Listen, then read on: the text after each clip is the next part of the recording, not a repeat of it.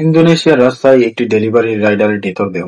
মাত্র ২১ বছর বয়সী আফফান কুরনিওয়ান, যিনি এই আন্দোলনের সাথে জড়িত ছিলেন না, রাস্তায় পুলিশের গাড়ির নিচে চাপা পড়ে নিহত হন।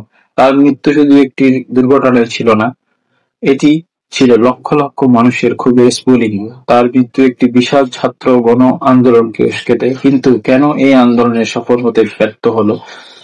ব্যর্থতার পেছনে কয়েকটি প্রধান কারণ ছিল। প্রথমত, সরকারের কঠোর দমন-পীড়ন। বিক্ষোভ শুরু হতেই সরকার নিরাপত্তা বাহিনীকে ব্যবহার করে আন্দোলনকারীদের উপর দমন-পীড়ন চালায়, অনেক আন্দোলনকারীকে দেশদ্রোহী ও সন্ত্রাসী হিসেবে আখ্যায়িত করে গ্রেপ্তার করা হয়, যা আন্দোলনের মনোবল ভেঙে দেয়। দ্বিতীয়, নেতৃত্বের অভাব এবং অভ্যন্তরীণ বিভাজন।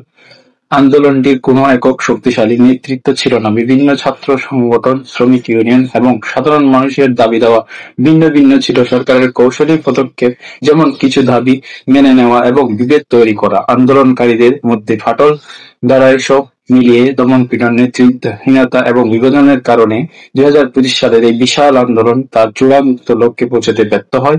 রাইডার আফফান কুরনিওয়ান এর আত্মত্যাগ হয়তো সফলতার পথ দেখায়নি, তবে